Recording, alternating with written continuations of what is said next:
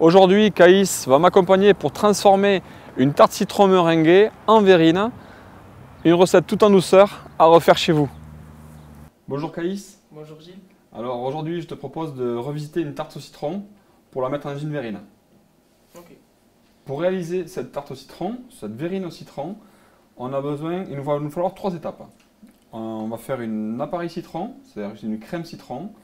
On va se faire un petit crumble pour remplacer la pâte qu'on mettra au fond de la verrine. Et on finira par faire une petite meringue qu'on flambera au dernier moment avant de déguster. D'accord.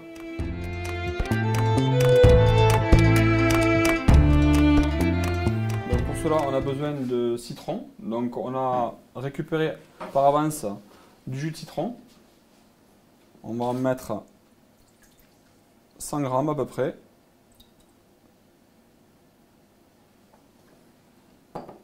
Et pour renforcer le goût du citron, on va faire des zestes de citron. Donc je te propose de faire des zestes.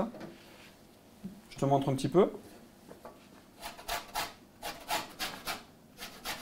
Alors le but, c'est de zester le citron sans atteindre la partie blanche qui va nous amener de l'amertume dans la préparation. Tu as compris? Oui. Ok, allez, je te laisse faire.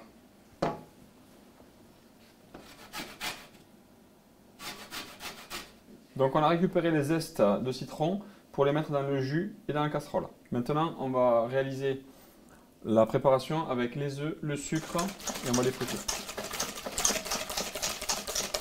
C'est bon. On va y rajouter un petit peu de fécule. Donc c'est de la fécule de pomme de terre ou farine de maïs, on peut faire une maïzena. Donc je te laisse remuer. Pareil, du moment que c'est bien homogène, on sera bon. Alors tu mets chercher toute la fécule. Alors doucement, tu vas doucement, voilà, parce que ça vole. Donc on a récupéré notre jus de citron qui est chaud. On va en verser une bonne moitié dans notre appareil avec les œufs. Ça nous permet de le détendre et de le faire remonter un petit peu en température. Voilà. Et maintenant qu'on est prêt, qu'on a tout fait, on va pouvoir cuire cette préparation sur le feu. Donc on verse la préparation entière et là on va cuire notre préparation qu'on ait une petite consistance comme une crème pâtissière. Faut que ça boue. La crème là commence à épaissir. La première ébullition, on l'arrête. Alors on va faire passer l'appareil citron dans la passoire, ce qui va nous permettre d'enlever toutes les impuretés qu'on peut avoir dans la préparation. Alors maintenant, on va pouvoir remuer ça tranquillement avec le beurre, qui va nous faire retomber la température et amener le côté un peu gras et faire développer l'arôme du citron. Voilà. Alors là, tu vois, tu mélanges doucement.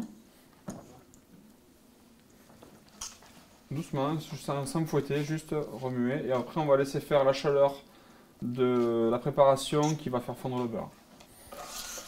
Alors voilà, tu vois, notre préparation est prête. Voilà, avant, j'ai trop envie de la goûter, moi. Ah, Ça moi, te donne envie? Non, merci, ça ira. Non? Moi j'en veux. Ah, ça va. Super. Voilà, C'est trop bon. ça va régaler, papy. Ah mais grave. Et on va y poser un film, un papier film, bien au contact de la préparation pour la mettre au frigo pour qu'elle refroidisse. Et au frigo. Donc pour la réalisation de notre crumble, on va utiliser du beurre, Du sucre roux du sucre roux, super, de la poudre d'amande et de la farine. et de la farine. Pour agrémenter notre crumble, on va y zester un petit peu de citron et de l'herbe, une herbe aromatique, tu connais? Non? C'est du thym. Tiens, frotte ça entre tes doigts et sens et tu me dis si ça te plaît. Oh, c'est très parfumé. Donc tu verses tout le beurre avec tes doigts, il faut y aller avec les doigts. Voilà. Tu gardes une main propre et l'autre main qui va travailler. Ça va? Tu verses le sucre et à partir de là, tu peux commencer à faire ta préparation et mélanger tout ça. Tiens ton plat, voilà, et tu écrases tout ça et tu commences à sabler donc le beurre et le sucre. Le sucre va être enrobé de matière grasse et c'est ce qui va nous donner un petit peu le croustillant à la fin de la cuisson. Ça va conserver le croustillant. Dans le crumble, pour amener quelque chose de gourmand, on va mettre la poudre d'amande. Il manquera donc un ingrédient.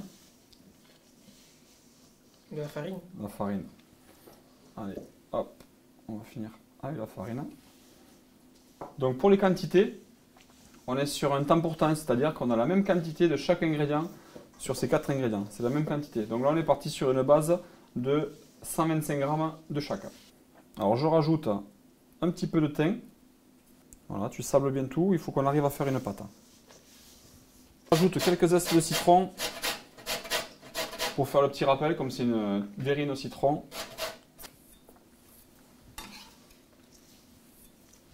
Quand notre pâte sera bien mélangée, bien homogène, ça va former une boule. Notre pâte à crumble est faite. On va la passer un petit peu au frigo pour qu'elle se raffermisse un petit peu et qu'on puisse bien l'émietter sur une plaque pour la cuire. D'accord ?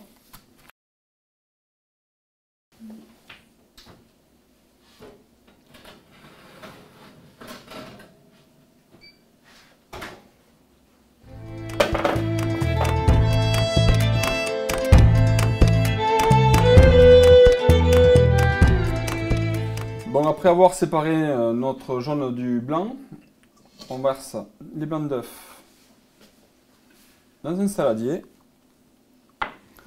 et on va fouetter pour les rendre bien mousseux, donc en neige. D'accord? Je te laisse faire. C'est parti.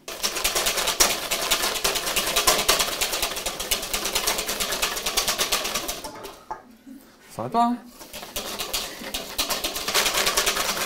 Donc là, notre meringue est faite. Elle est souple. Pas besoin justement qu'elle soit trop ferme pour qu'on garde quand même une texture dans la verrine très très soyeuse. Ok Caïs, donc on a récupéré tous nos éléments. On a notre crumble qu'on a mis dans un petit saladier, l'appareil citron qui a refroidi et la meringue qu'on vient de monter. On a pris 2 verrines d'une contenance suffisante pour une personne. Et on va pouvoir commencer le dressage. Ok, comme ça suffit? Ouais, il faut qu'il y en ait un petit peu plus, tu peux en mettre un peu plus. Ça, c'est le côté gourmand, ça. Et tu lâches. Super. Si tu fais ça partout, c'est super. Parfait. Après, c'est suivant ton envie. Hein. Si tu as envie d'en mettre plus, moins, comme tu l'aimes aussi. Voilà. Et super. Passe pas trop dessus, sinon ça va brûler. Dans ce côté, tu fais tourner un petit peu. Voilà. Et voilà. Et on finit par des petits... Le citron là. Voilà, le zeste de citron vert. Le zeste. Ok? Allez, je te laisse faire un petit peu, tu grattes par-dessus un petit peu. Et voilà. Voilà. Super. Il n'en faut pas plus, tu vois, il y en a, on les voit ici, c'est bien.